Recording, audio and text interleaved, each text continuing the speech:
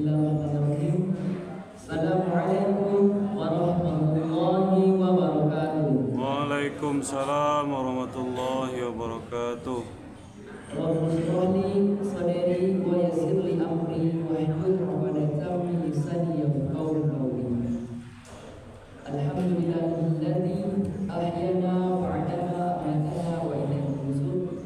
Alhamdulillahirabbil alamin. Wassalatu wassalamu ala asrofil anbiya'i wal mursalin wa ala alihi washabbihi ajma'in. Puji syukur kita ucapkan atas kehadiran Allah Subhanahu wa taala yang telah memberikan beribu-ribu nikmat.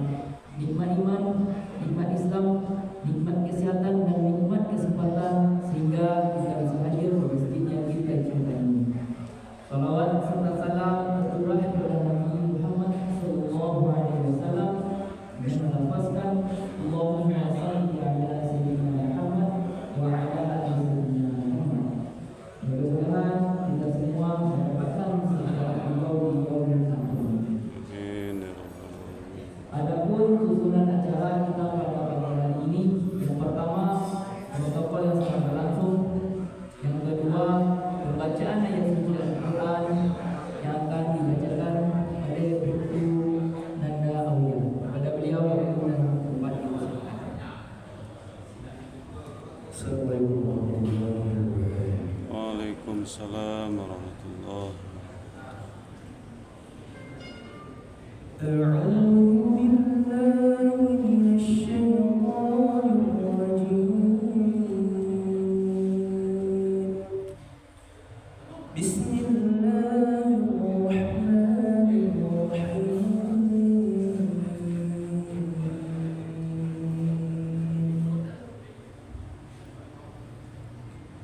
يا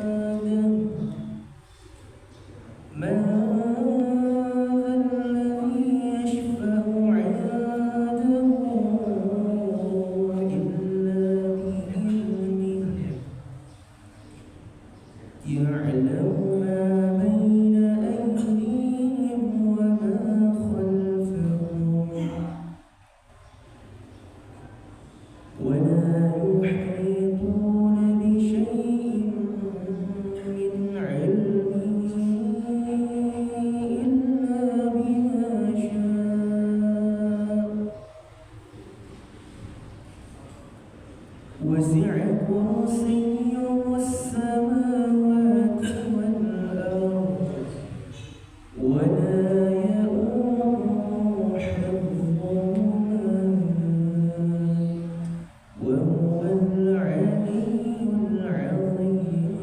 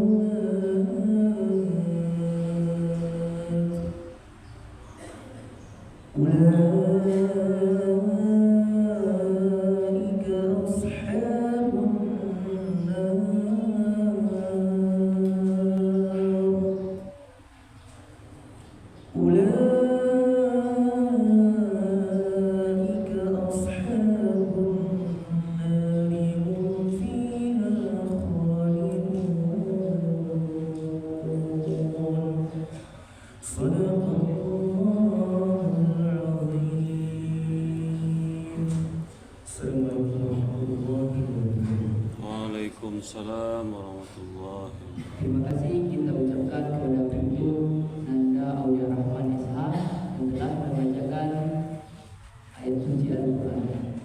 Acara selanjutnya tausiah agama yang akan disampaikan oleh Al-Ustaz Qiyamuddin MAG. Kepada beliau berterima kasih.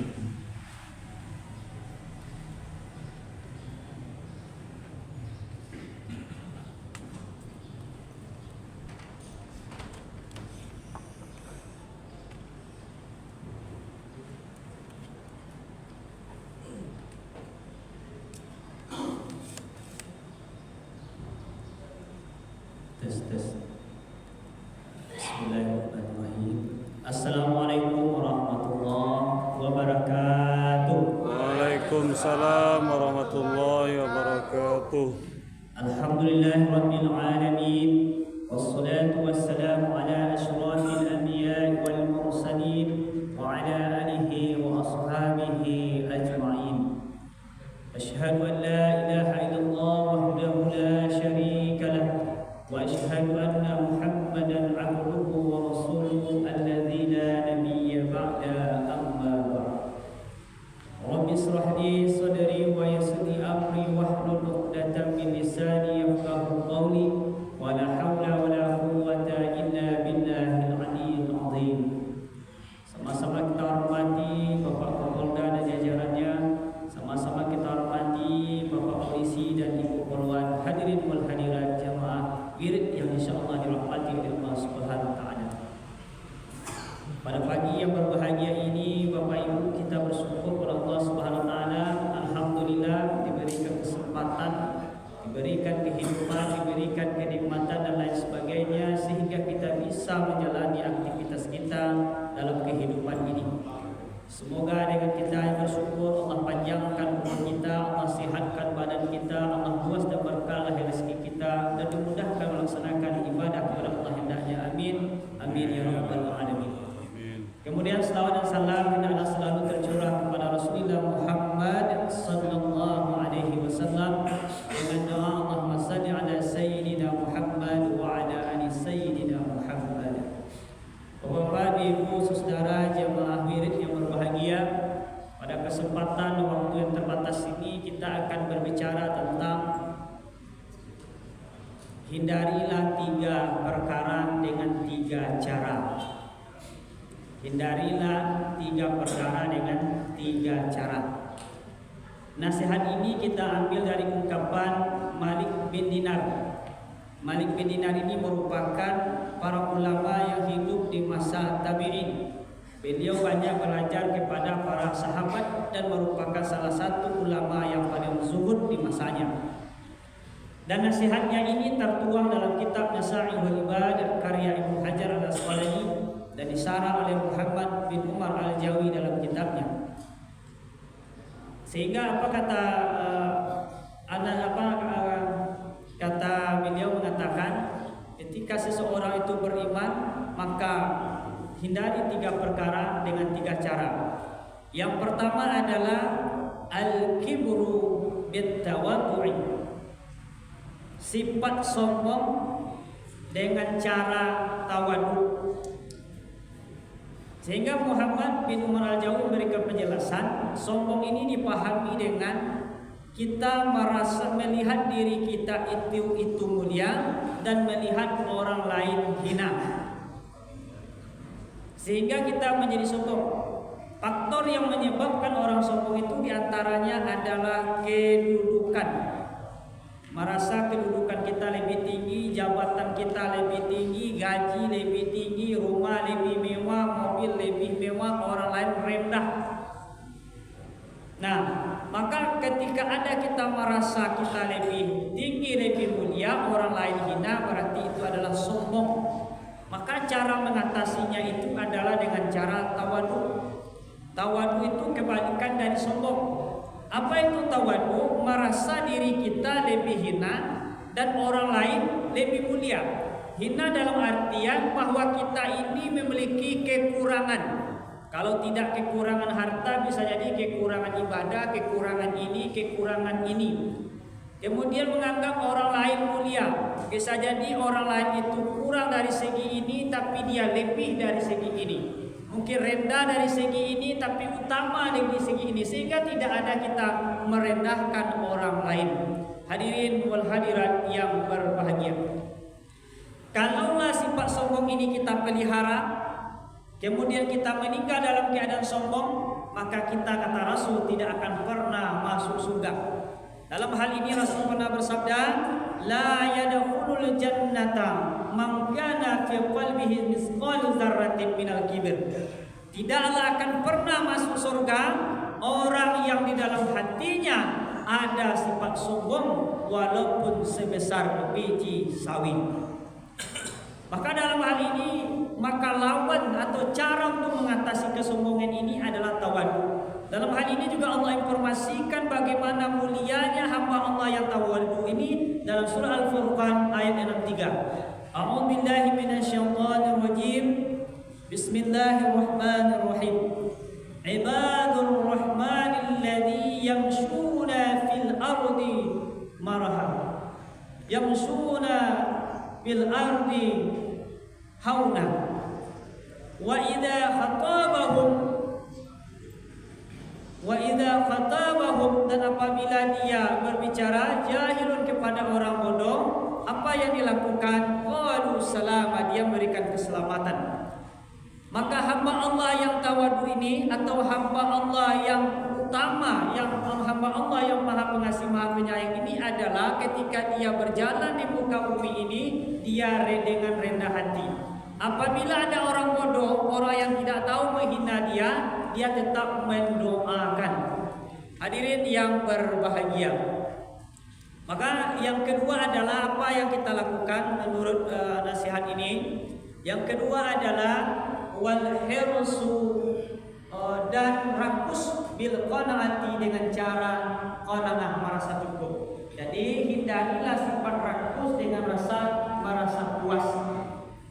Rakus di sini adalah dipahami oleh ulama saudara adalah tidak merasa puas dengan apa yang dimiliki. Dengan gaji yang 4 juta merasa kurang, dengan gaji 5 juta merasa kurang, 10 juta merasa kurang, 50 juta merasa kurang, mobil 1 merasa kurang, rumah 1 merasa kurang, jabatan 1 merasa kurang. Pokoknya semuanya merasa kurang, tidak pernah puas. Sehingga yang terjadi itu adalah menghalalkan berbagai cara, halal haram semuanya diterpu. Halal dimakan, halal dipakai, haram makan, semuanya dipakai. Sehingga ada Nabi pernah menjelaskan dalam hadis riwayat Imam Bukhari Muslim, kalau kita pahami, kalau sekiranya manusia yang tidak pernah puas ini atau manusia yang rakus ini diberikan sebuah lembah yang mana lembah tersebut berisi emas, niscaya dia minta lembah yang kedua. Tiadalah yang akan mengatasi ambisi manusia itu kecuali masuk tanah atau setelah dia mati. Jadi ambisi manusia ini, kepuasan kita ini tidak pernah selesai sebelum kita mati. Sehingga dalam hadis diriwayatkan oleh Imam Tirmizi, apa kata Rasulullah? Kalau kita pahami dalam sabda beliau ini, apabila 2 ekor serigala yang kelaparan kemudian dia dilepaskan pada sekumpulan domba, maka dia tidaklah lebih merusak dibandingkan dengan manusia yang rakus bil mali, dengan harta, wa syarafi, dan kemuliaan di dinihi, sehingga merusak agamanya. Nah, ini luar biasanya kalau kita rakus semuanya dilakukan, tidak memikirkan apakah agama tergadai, biarlah, apakah iman terjual, biarlah, apakah harga diri terjual, biarlah, apakah bermusuhan dengan teman, biarlah, apakah akan berantem, apakah terjadi pembunuhan, kita tidak akan memikirkan itu, apakah dengan cara korupsi dan sebagainya, pokoknya tidak terpikirkan. Bagaimana memikirkan harta menumpuk. Inilah orang yang rakus. Sehingga orang kita mengatakan seperti meminum air lawi, semakin diminum semakin awi. Begitulah harta. Maka cara untuk menghindari rakus ini adalah dengan cara qanaah, merasa cukup apa yang dimiliki. Gaji 5 juta, alhamdulillah, 10 juta, alhamdulillah, rumah seperti ini, kendaraan seperti ini, merasa cukup. Kemudian terakhir kita sampaikan adalah dalam nasihat ini, wal hasadu bin nasihat. Hindarilah perbuatan atau sifat hasad dengan cara nasihat. Hasad ini dipahami oleh ulama adalah yang bisa kita sampaikan, tidak ingin orang lain mendapat nikmat. Kalau bisa nikmat orang lain itu untuk kita. Kalaupun kita tidak dapat, dia harus tidak dapat. Atau istilah orang, satu jadi arang, cie jadi arang, cie jadi abu. Kalau aku perai, inyu harus perai. Hadirin yang berbahagia, maka hasad ini harus dibuang. Dengan apa cara membuangnya? Dengan cara nasihat. Kalau kita misalnya dengan saudara kita, dengan teman kita menasihati dia adalah dengan kebaikan, bukan cara menjatuhkan. Sehingga orang mengatakan, naiklah tanpa menjatuhkan, terpujilah tanpa menghinakan orang lain, berprestasilah tanpa merendahkan orang lain, jadilah manusia yang terbaik. Hadirin yang berbahagia, sebagai penutupnya adalah apabila hasad ini terus kita pelihara, tidak kita buang, maka nanti amal ibadah kita akan hangus. Payasi awal sembahyang, payasi puasa, payasi banyak infak, tapi semuanya akan hangus, akan tersia-sia. Dalam hal ini Rasul pernah bersabda, fa innal hasada yaqulul hasanati kama taqulun narul hatabah. Maka bahwa sesungguhnya hasad akan memakan semua kebaikan sebagaimana api memakan kayu bakar. Hadis riwayat Abu Dawud. Maka dari ini semua sifat-sifat hasad hendaknya kita buang. Semoga apa yang kita sampaikan menjadi nasihat dalam kehidupan kita, menjadi pelajaran dalam kehidupan kita. Semoga bermanfaat. Mohon maaf atas segala kekurangan. Wassalamualaikum warahmatullahi wabarakatuh. Waalaikumsalam warahmatullahi wabarakatuh.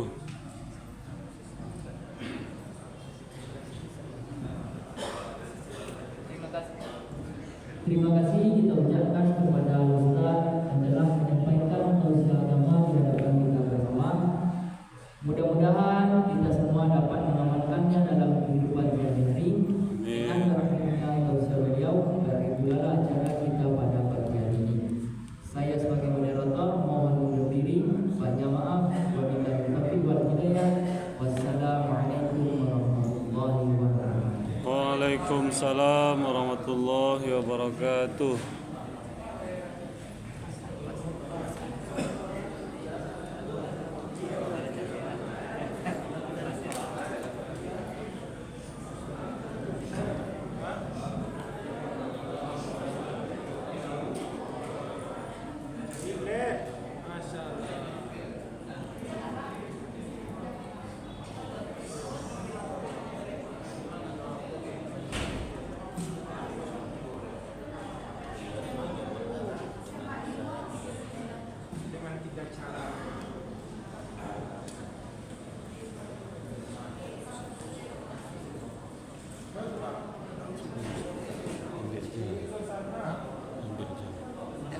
Bagian abang lagi. Kabang Nanda.